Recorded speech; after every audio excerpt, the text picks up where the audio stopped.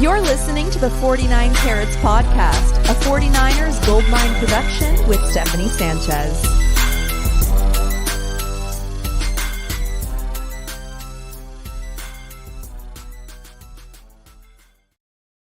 What's going on, everyone? Welcome to another edition of the 49 Carats Podcast. I'm your host, Steph, and joining me today, as always on a Monday, is Chris. How's it going today, Chris?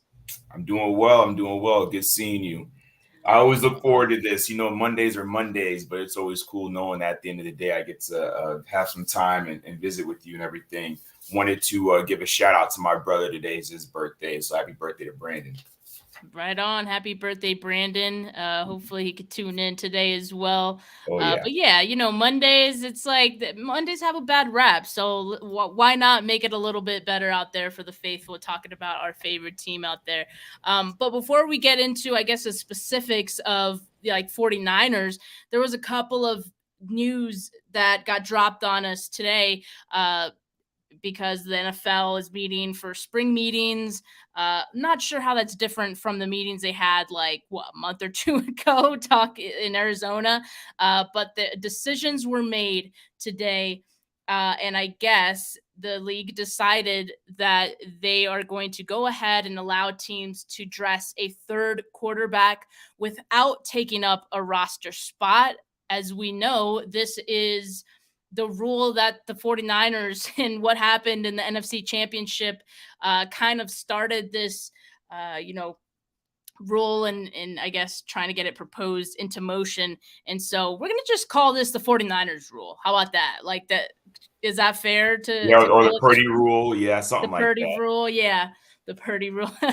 Yeah, so I like this rule. I mean, I get the argument. It's like if the 49ers had another quarterback besides Josh Johnson dressed up, like what difference would have really made in that game? I get it. I guess the difference is you would actually have a quarterback and not, Christian McCaffrey, throwing the football, I feel like that makes a difference. Like, absolutely. Yes, it probably didn't change the outcome, but at least for the integrity of the game, you can actually at least lose with a little bit of dignity, not with, a running back or, some other emergency quarterback out there. No, I agree. It would have given like a glimmer of hope, at that time when you knew that we were completely out of quarterbacks. You felt as if there was no opportunity, no chance for there even to be a miracle, especially considering how good the front and overall defense for the Eagles was. So, I think it's cool. I think it's great. I feel, if I'm not mistaken, that there was rules, before whether you were able to have this third quarterback be active on game day in emergency situations. I mean, it may be a circumstance in which we never see something like that ever again. I mean, I hope not. Yeah, right. For that to have happened in a game and then a playoff game and then an NFC conference championship game. I mean, all of those things, just like that's some of the worst luck that could even ever transpire for a team. But I think it's great. It may be one of those circumstances where we never have to even see something like that again. But the opportunity to be able to do that is key. I'll be curious to see how teams implement it, right? Because that person has to be on the 53, but they don't take up a game day spot. And for those who aren't familiar, it has to be due to injury for their first two quarterbacks, right? So, if someone gets benched due to play or there's some kind of conduct issue or whatever, you can't utilize that third quarterback in those circumstances. The first two quarterbacks have to go down due to injury. So, so I'm happy with it. It's one of those things that obviously wish you could retroactively have had, be in place when the NFC Championship game took place. But better that they do the right thing and actually rectify that, which is good. For sure. It'll be interesting to see how teams, like you said, kind of implement this and how they kind of, I guess, structure their quarterback room based on this, right? I mean, we know the 49ers have a pretty strong quarterback room when you look at the first three guys on their depth chart, right? However, that may shake out. We just know that they have three pretty strong options there.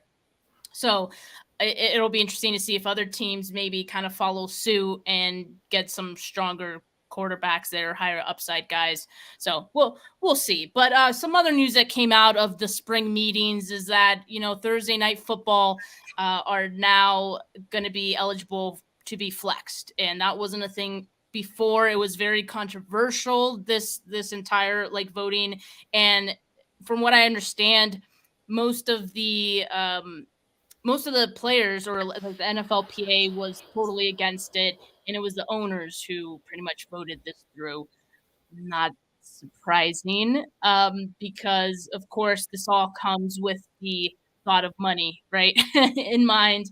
And I mean, for ratings, sure, it's great, but for the players, as we know, Thursday night football already, kind of shitty, and then to throw in the fact that it can now be flexed. And so that affects fans as well, people who buy tickets to these games, all the logistics and things like that. So can't say I'm surprised, just I guess a little disappointed.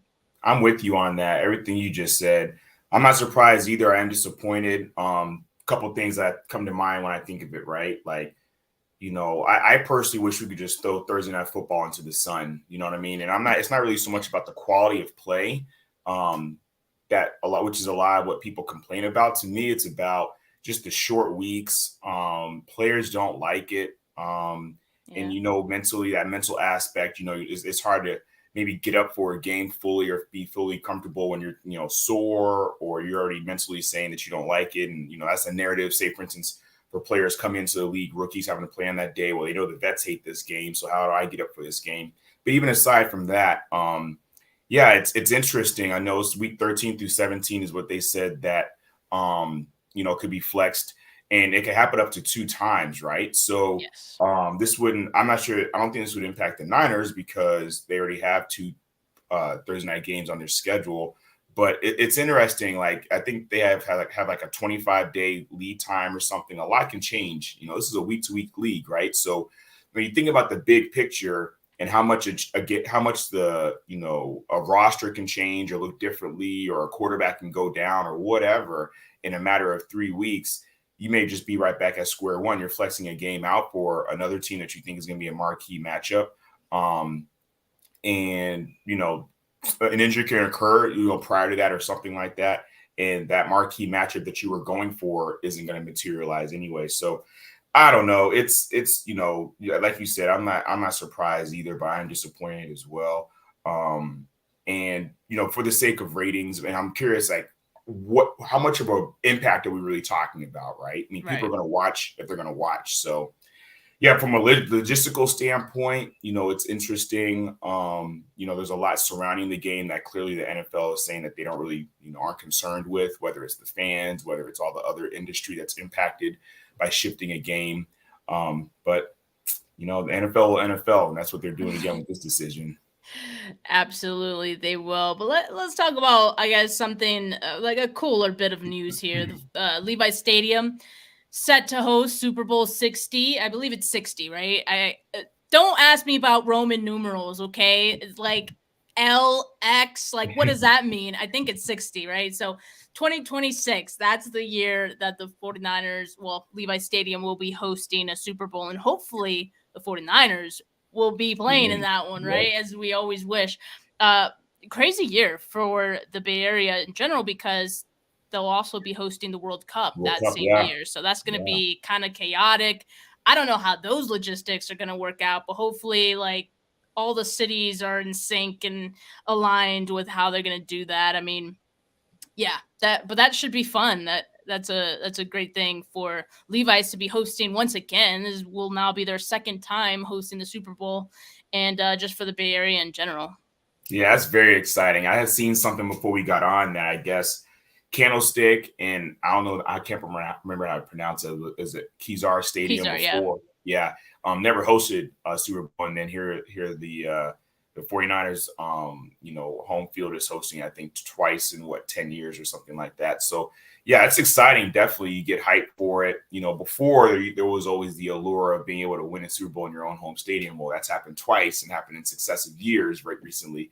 But hey, it'd be great to do it regardless, even if you're not the first or the second to do it at this point. So maybe we'll be looking at, repeating in Levi Stadium when the Super Bowl comes around. We'll never see.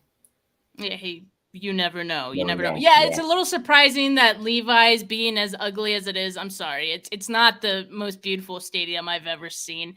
Has already hosted, is going to host 2 Super Bowls. That's pretty crazy, but good for them. Obviously putting in a pretty great pitch in the league meetings or whatnot. But I'm curious, real quick. I'm curious go. to see what those renovations look like, because to your point, like I wonder, was it 100 million? I can't remember how much. It was money something crazy. Yeah, well, let me so tell I'm you, Chris. curious, yeah. Those renovations were just for the suites. Oh, yeah, that's it. Like, so it was just for their purpose of being able to get more people in there I for don't the Super know. Bowl. Yeah, I don't know if they're gonna try to like squeeze in some other renovations in there, but from what I saw, it was just gonna be the suites. So what does that do for all the other people who are coming to town for that game, right? I mean, it's a nice stadium. It's No, I feel you though. I know think what you're saying. architecturally, it's not my favorite, but I think digress. you lose some noise too by the way it's constructed. Yeah, absolutely, you do. But let's get to talking about 49ers OTAs. Now, you may be asking yourself, well, I haven't seen anything about the OTAs yet. I thought they started today, Steph. Well, I mean, the media is not there today. They are going to start being there tomorrow. So that is why today, Monday, May 22nd, we don't know anything about what happened at OTAs. And my guess is that today was probably more so maybe a meeting day, if anything. I don't know if they actually got on the field, but if they did, we won't know anything about it. We won't know what happened. But me and Chris here are just kind of, spitballing here, thinking about, well, what are we going to be paying attention to when we do finally get some footage, when we do finally get some like videos and photos and whatnot about what's going on, all the reports. And I mean, obviously the quarterback position, right? Like for me, that's like the biggest thing I'll be paying attention to. And in particular, I want to know, Sam Darnold and Trey Lance, are they really going to be splitting first team reps to start? And I want to know the number of reps. I hope David Lombardi has a spreadsheet again, because I'm trying to see who is getting more reps than the other. I mean, is going to be even. It's going to be really interesting to see how that competition shakes out, because as of right now, OTAs, this is just going to be Darnold and Lance. Okay, Brandon Allen is in there too. Sure, throw him in there.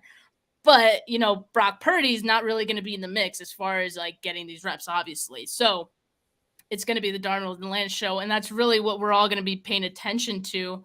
And another thing, like, has Trey Lance's throwing motion really improved? I mean, I guess we'll find out, but I am really paying attention to the quarterback position, obviously, in this year's OTAs. Yeah, I agree with you. That's numero uno for sure. I think that, as you mentioned, David Lombardi will probably have a close eye on that. Grant Cohn will have a close eye on that with his daily recaps as well. So I'm really looking forward to those.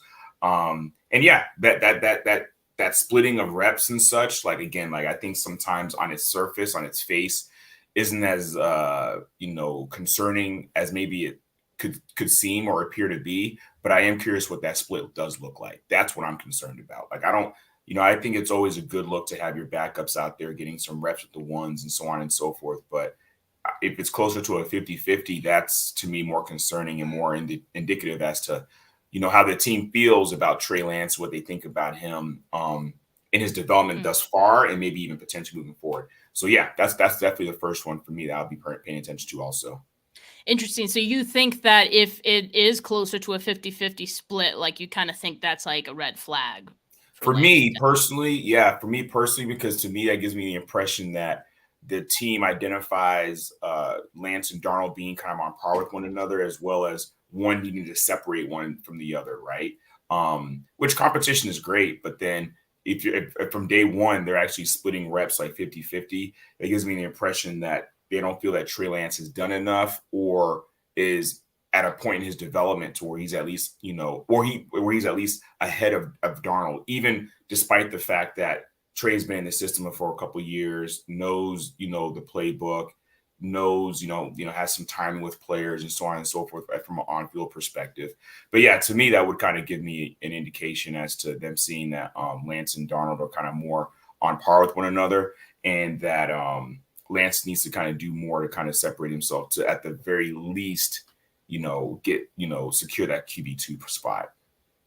Yeah, no, it will be interesting. As of right now, like I've kind of been saying, like I feel like Darnold and Lance are kind of going into OTAs or this off-season program on equal footing in a way. Like if you kind of look at their situations, I know like both of them have a lot to prove in this situation. So I think it will be really interesting to see how it plays out.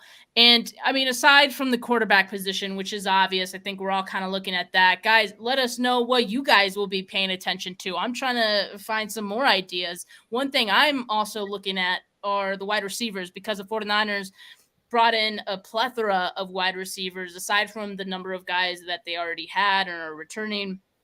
A lot of undrafted free agents, a lot of guys from the practice squad returning from last season, a couple rookies. So yes, I think ideally the team probably keeps like 7 wide receivers on the 53. So there's going to be a lot of competition between now and the cut down to 53 to see like who makes it out. So I'm interested to see like how that shakes out, just because besides like the obvious like first 4 guys on the roster, I think it becomes pretty anyone's game, like who makes this 53, right? Because I think there's a lot of unproven guys on the roster.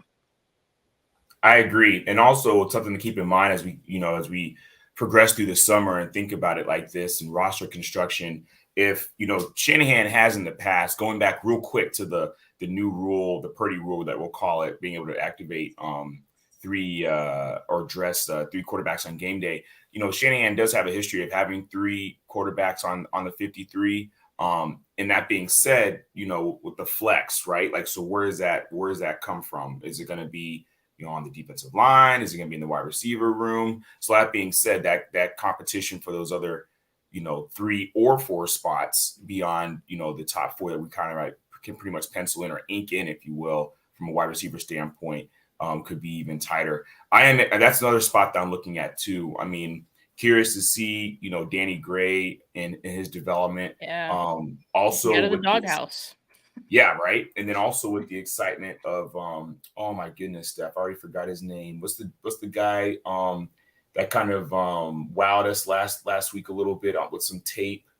Yeah, he was the undrafted free agent guy. Right. Jakor Pearson. There you go. Yeah. So just, what I do want us to have a speed threat, right? Someone, again, Shanahan has a history of trying to go out and get those guys, add them to the squad, to stretch the field and give defenses a little bit more to think about.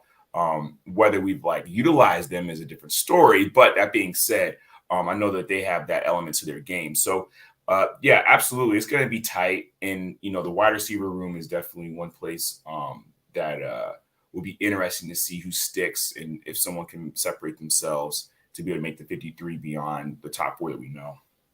I know that this roster, when you look at the starters, it's more or less the same from what they had last year.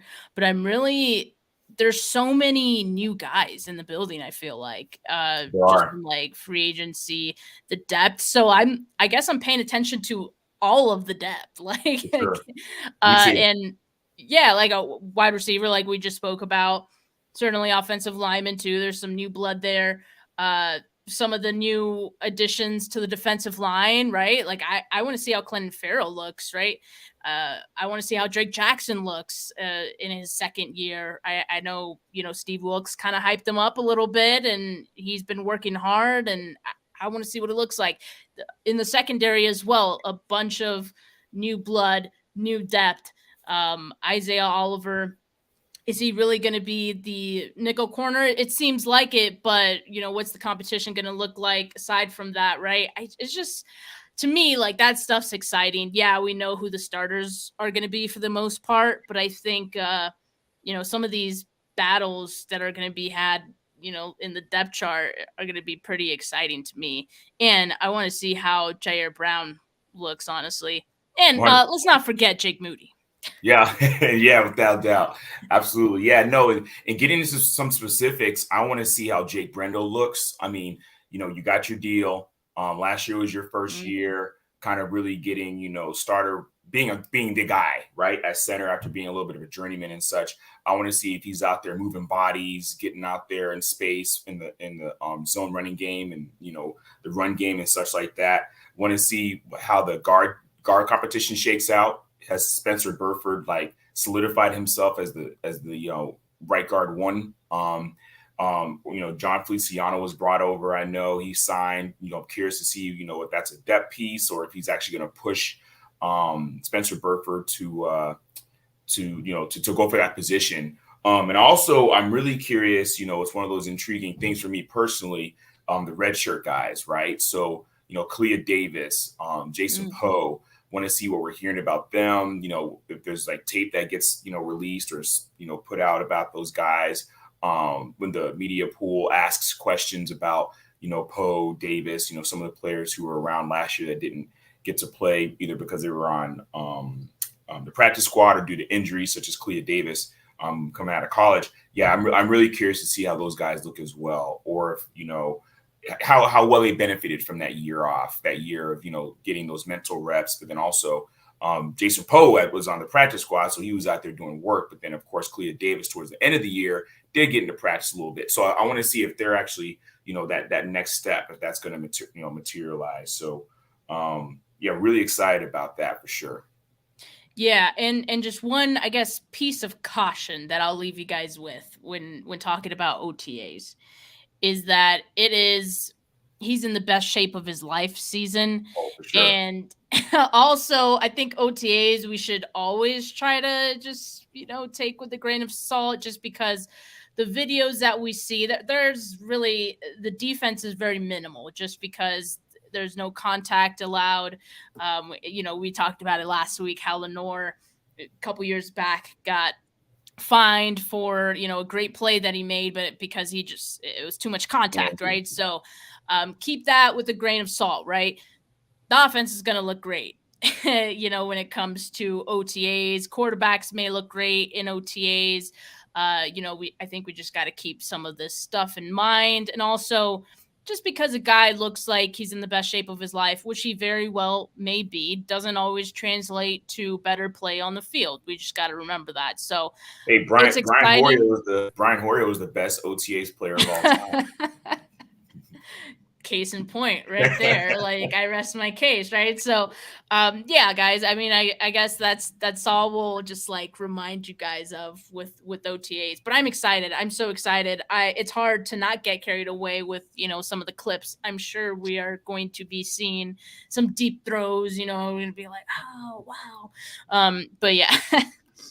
Speaking of throws, Trey Lance and Josh Allen, they're gonna be throwing at George Kittle's tight end university this offseason. I think it's happening pretty soon before the season begins. This is Lance's second year in a row throwing at the event. So that's pretty cool. It's pretty cool. Good for team camaraderie and all that. And it's also good because maybe Trey Lance will get to show off his new, throwing mechanics we've been hearing so much about, right? So let's talk about it. Jeff Christensen, renowned quarterback coach, worked with Trey Lance. And I know a lot of us saw some of those clips that took place in those sessions of some of Trey Lance's throws. I think we got 2 video clips from some of those sessions. And it just made, 49ers Twitter go wild.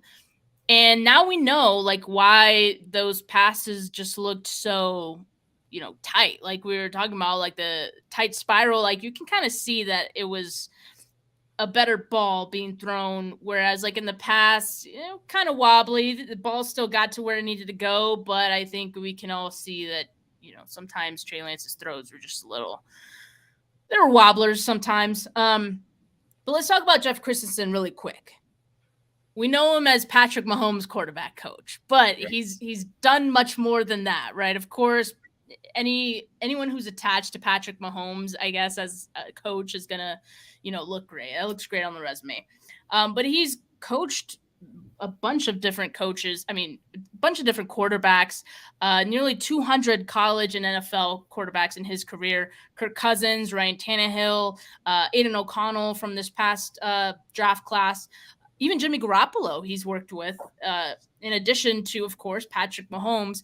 So I want to mention that just because I think everyone thinks like, oh, like he's Patrick Mahomes, quarterback coach. This is the best quarterback coach ever. Not downplaying Jeff Christensen at all. And, he seems like a great coach. But I just I want to add that context there as well. Not Sure. everyone that works with him is going to become the next Patrick Mahomes. Okay. But I think it's good that Trey Lance is working on his motion, his mechanics, and it's not just about the arm, people. It's like the whole package. Like it's about how you position your torso, how your legs are set. All these little things. You need your entire body like in form to be able to throw a football accurately and to improve on your form. So this is great news. I mean, I think this is awesome, but I think the biggest thing that we got from this athletic piece, and I haven't mentioned it yet, but we're talking about Matt Barrow's athletic piece with Jeff Christensen, where he interviewed him. And I think the biggest takeaway that I got from this, there were many, but I think the biggest one was the arm fatigue thing, right? Because I thought we were done talking about the arm fatigue thing, but it turns out that it was real, and it wasn't just in response to him, Trey Lance, throwing before the draft, right? Because I think when we first heard about, or the last time that we heard about the arm fatigue thing, Trey Lance had an interview with Quincy Avery, and Lance spoke about how the arm fatigue was from throwing and training for months straight leading to the draft, and then, the off season, all that. But it sounds like it was way bigger than that. And, to his credit, Mike Silver, who I doubted at the time, he was the only guy who hinted at the severity of it and its impact. So the good thing is it does sound like this arm fatigue thing is improving. So thoughts, Chris? So it's lots of them, right? So it tells me that narrative came from somewhere, right? So someone was really definitely, sharing that information, those details and such. To me, it sounds like also, to your point, it wasn't just purely about, the amount of reps he was getting or whatever. Kind of like gleaned from that, which has been spoken about as it relates to Lance's delivery, kind of like how violent it is coming across his body or whatever. It may have been a result of his throwing motion. So that's a positive in that regard. Notably when they were talking in the article about how, Christensen put him through a rigorous workout and then checked up on him, the next day, just anticipating that, he would be sore. And Trey Lance says, I'm good. He's like, I didn't anticipate being, comfortable today, but, I'm definitely, and I'm paraphrasing, but he was saying that ultimately, he wasn't sore and such. So that is more encouraging in regard to, maybe it being a matter of like reps and him not being able to throw for successive days in a row. Not that you would ever need a circumstance like this. This isn't basketball. You don't play like back-to-backs, but you get what I'm saying. Like, so it's not his arm fitness. It's more so, it sounds like it was more so his delivery and such. So I think too, it's positive information, positive feedback. And I think it's great that, similar to Lance being at tight end U with Josh Allen, being able to, work alongside someone like Pat Mahomes, who's considered to be, one of the elite throwers of the football, like Josh Allen, arm talent. Those are some of the key traits that, many said about Trey coming into the league as well. It's good to have those conversations. It's good to see what those guys are doing. It's good to be side by side with them. And it also tells me that, he's committed to working on his craft. I think something else that we identified too, obviously, was that I guess his broken finger was more impactful to him throughout his rookie year and into the offseason than maybe was we were led to believe. And then of course, there was only he wasn't working on it per se as much as opposed to healing up in the offseason. And then obviously he gets hurt 2 games into the season this year. So this seems to be like the first time, a healthy Lance is able to work on mechanics, if you will, after being in the league. So that could also be a factor as to why he's improving, simply because he's able to implement some of that encouragement and some of that training a little bit better at this time. Yeah, I mean, Chris, remind me when this happened. Did Trey Lance not say he didn't need to work on his throwing motion or that he was not going to? Wasn't that like when they cleaned out their lockers this past, like before the off season? Yeah. Isn't that when he said it? Like, that's crazy. I almost feel like did someone tell him like, hey dude, like, no, you should actually work on your throwing motion this off season? Or like, was it some self-realization from him to like finally think like, one, the arm fatigue thing isn't normal, Right. and two, that he could use some pointers on his throwing motion? Like, I don't know. I'm very curious to know like how this came about, because I think we don't really know that from the article, or the article that was posted. Like, did Lance reach out to Christensen directly? Did someone from the 49ers reach out to Christensen to talk to Lance? Like, I don't know, but I thought it was very interesting that at one point in time, not too long ago, Trey Lance was saying he didn't need to work on his, delivery, and he No, I was agree. going to. No, I agree. No, it is Very interesting, right? In like, I'm trying to remember who's the guy. There was like a Shanahan guy that Lance was working with prior to the draft. I can't remember his name. Wasn't it Quincy? Is it Quincy Avery? There you go. Right. Yeah. So I'm curious as to what that, how that, pairs or intersects with the stuff in the training that he's getting from Christensen, because maybe he said he didn't need to do anything. I don't know. But there is, I think that being open to it, and obviously, going through the program with Christensen, and then also being able to have that, those immediate returns as it relates to not having the soreness that he was, kind of familiar with from before, probably tells him that, okay, there's a there, right? And to work on that more and such. I know Christensen kind of, it's in his interest, right, obviously, to kind of report, how Lance is doing, and that he's improving. And what did you think about when he had mentioned in the article, like, it took him like 4 days to diagnose kind of what was going on? Did you identify that as like, I need to, it was harder to find the issue, or did you identify that as, okay, there's so much to unpack here, and it's taking me 4 days to figure this out?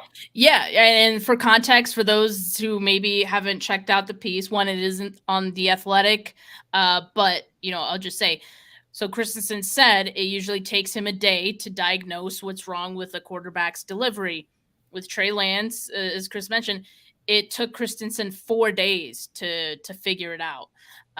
But, and this is a quote pulled directly from the article, but once he figured out the root cause, there was steady progress. Lance's accuracy improved, the spin on the ball increased, and the delivery time became shorter. I think it doesn't surprise me that it took, I guess, 4 days, because looking back at, the finger injury and how that clearly impacted his throwing. I mean, Kyle Shanahan mentioned that as well, how much that impacted him. And I think he tried to adjust his throwing motion so much so that his finger wouldn't be an issue. And in doing that, he kind of made things worse, right? And so I think he was probably still throwing, that wrong way when he met with Christensen that first time. Aside from the arm fatigue stuff, which we already know isn't normal. Like, I'd never heard of a quarterback having that issue before. So clearly, like, even that was already wrong. Now you add in a finger injury that, Lance tried to adjust to and whatnot. So, like, he just kind of created this whole weird, probably throwing motion that Christensen probably had never seen before. Like, man, what the hell is wrong with you? But so I'm not surprised. I'm not surprised by the 4 days thing, but I'm encouraged, of course, by the fact that in the, I guess, I don't know if it was short time that they were together, but in the months that they worked together, that Christensen was able to see some improvements. And in fact, Christensen did acknowledge that his work on Lance isn't a one-time fix, right? Like, it's not just like, hey, he's ready, like he's perfect. And like all quarterbacks are constantly going to be working and tweaking their technique. This is something he said. But one thing he also said, Lance ended their program when they worked together 25% ahead of where he thought he'd be, and that Lance's progress was encouraging. So I'm choosing to be encouraged by all of this. I'm not surprised at all by the 4 days thing. It took that long. It sounds like working alongside Mahomes is kind of what clicked in Trey Lance's head, probably, of being able to see how he throws a football. Like, that's what you should be doing. And yeah, at least that's what kind of was alluded to in the article as well, that being able to see it done, right, I think helped Trey Lance a little bit. But yeah, I'm encouraged. I guess we'll have to wait and see how this new motion, this new technique looks on the field come OTAs. Yeah, I agree. He's gonna have to make it real, right? So, with all this positive information and news coming out and such, I mean, there have been times in which we've heard of quarterbacks working with, coaches or trainers or whatever to improve on their footwork or mechanics or whatever. And you hear those reports, right? And they're glowing, right? But then you don't see it translate maybe even into practice or onto the field. When those bullets start flying, it's easy to revert back to what you're comfortable with or what you've been doing for however long, 20 years or 22 years or how long you've been playing football or been alive for. So, it'd be great to see, with some consistency, because we're going to get it, right? Whether it's at tight end U or whether it's like, during OTAs and training camp and stuff, people are going to talk about it. So it'll be interesting to see if, there are more reports about, the zip or the tightness of the ball or his location or whatever, or if it's like, I don't really see much of a difference from Trey Lance, in 2023 as opposed to 2022 and 2021. So it'll remain to be seen, but I'm encouraged as well. Yeah. And I mean, based on what Kyle Shanahan said at the, Dwight Clark event when he was asked about Trey Lance, he also, mentioned similar things to what, Jeff Christensen was talking about, how you can see his feet, his timing, how he's throwing the ball.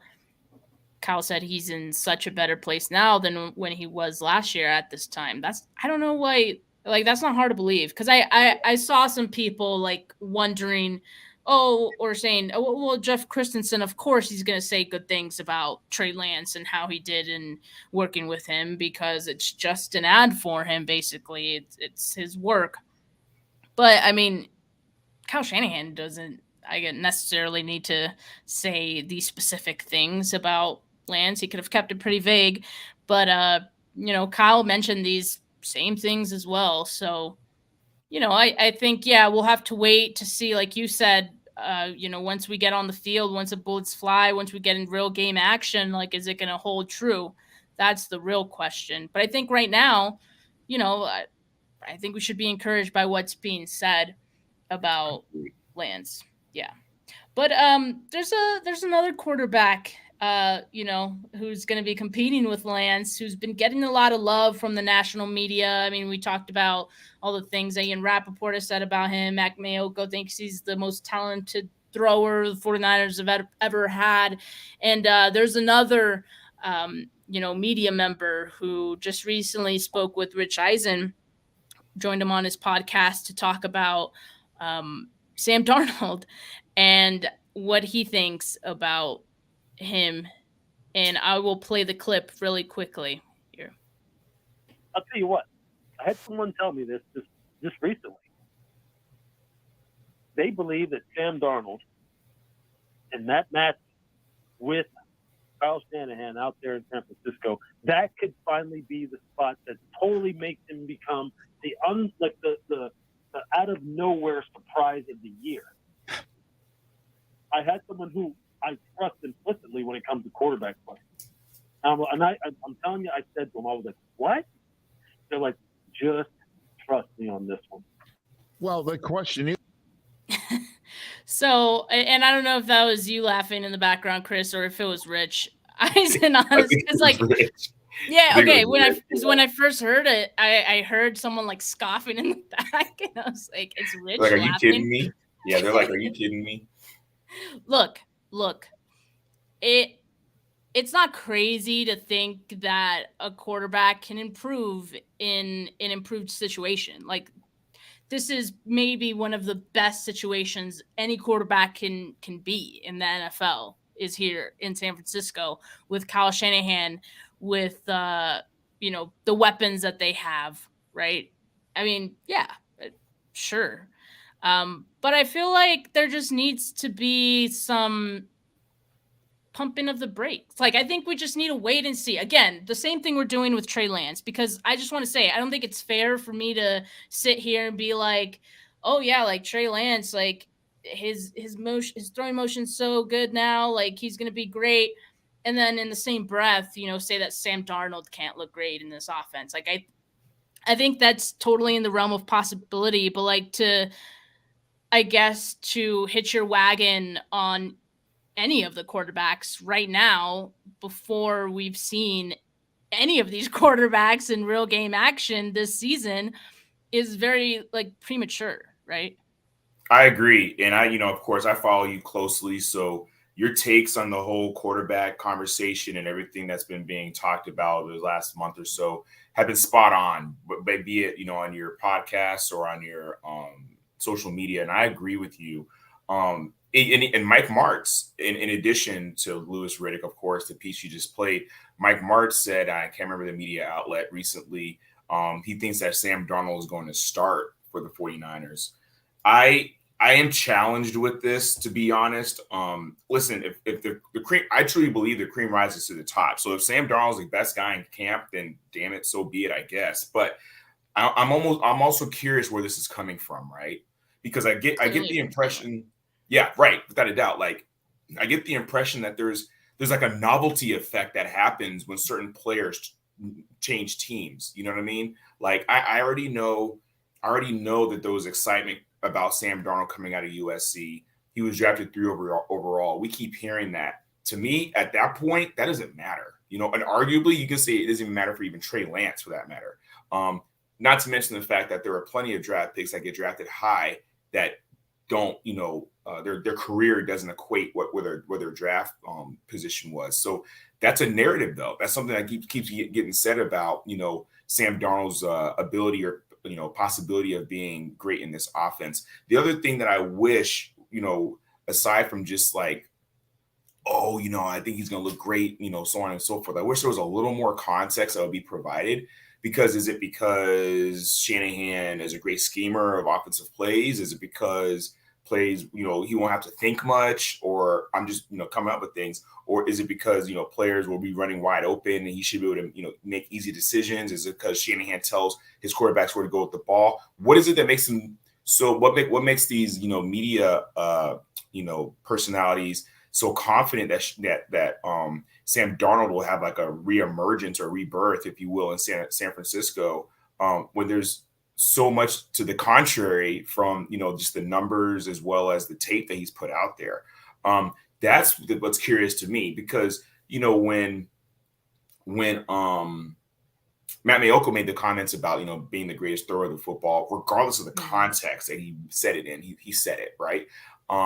Would we have been thinking that if we were playing him like week 1? Would we have said that, hey, you know what? Sam Darnold's over there on, with the Steelers, but if he played for the Niners, he'd be the greatest thrower of the football that Shanahan's ever had. Like, I don't know. Things get just different when people change, scenery. And again, you have to make it real, and you're, like you said, it's within the realm of possibility because of some of the questions I asked earlier. Shanahan being a schemer, players running wide open, plays designed to get yards at the catch. If that's what they mean about Sam Darnold being able to have success in San Francisco, okay, I can buy that. But when you reconcile that with what he's put on tape, his numbers and so on and so forth, I'm challenged as to the strong confidence, if you will, when you haven't even seen anything yet. And I got a lot of respect for Louis Riddick. I like him a lot. So I get the impression that he's not going to just say some stuff just to say it or for clicks or for, whatever. The dude's trying to be a GM in the league and has been trying for a while. I mean, he was a finalist with,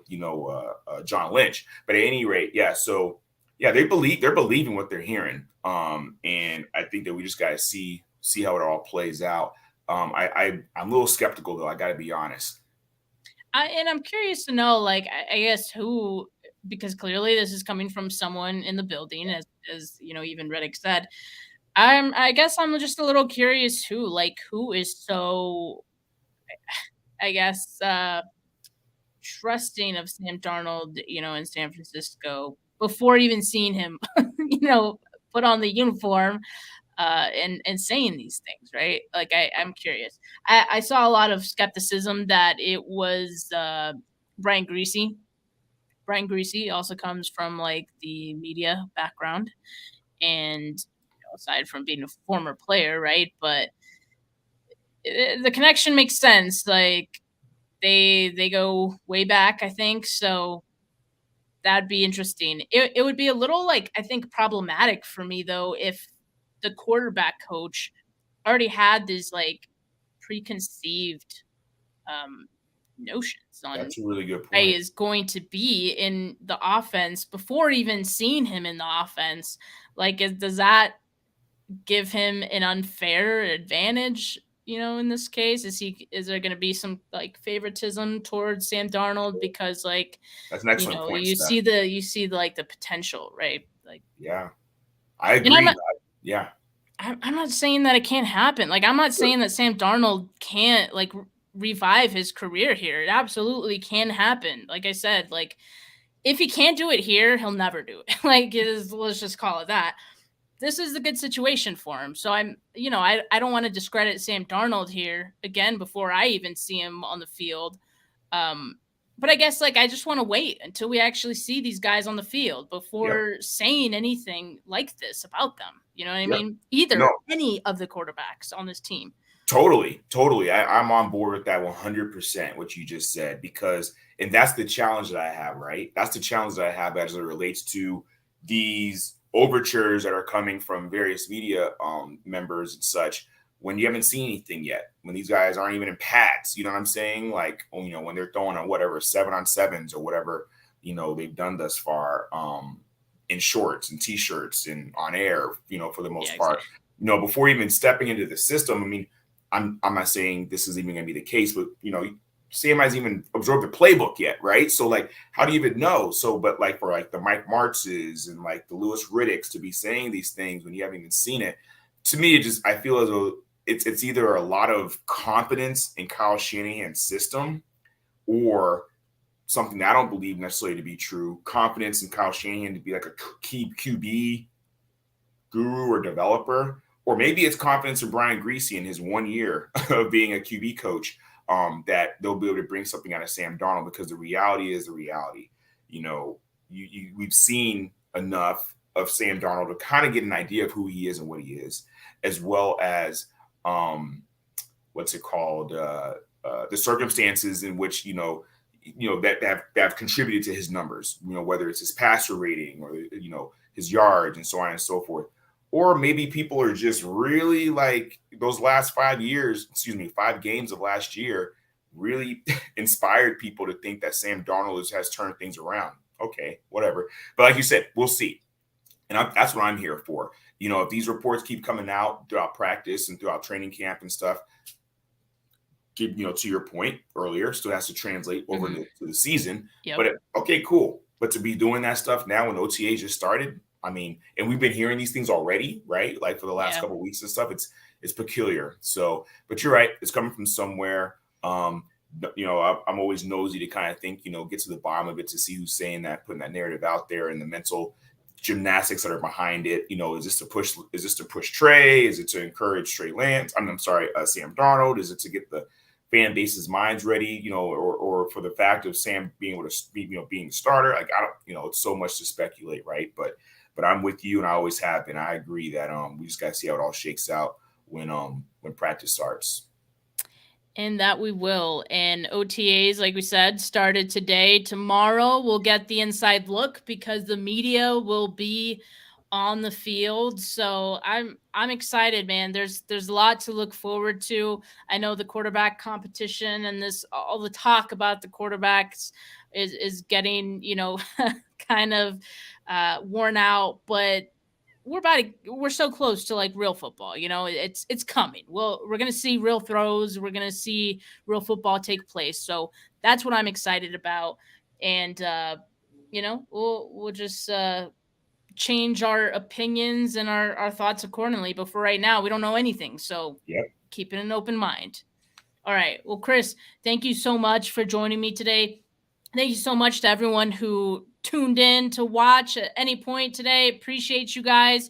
Once again, it's Monday, May 22nd. I'll have another video probably up tomorrow. I'm trying to get Javi on. I've been trying to get Javi on for quite some time, the Podfather, as we call him. And so hopefully he'll be able to come on tomorrow and we could talk about this quarterback position even more. But for now, have a good rest of your Monday, folks. Make sure you subscribe to the channel. Make sure you like this video if you have not yet. But for now, peace.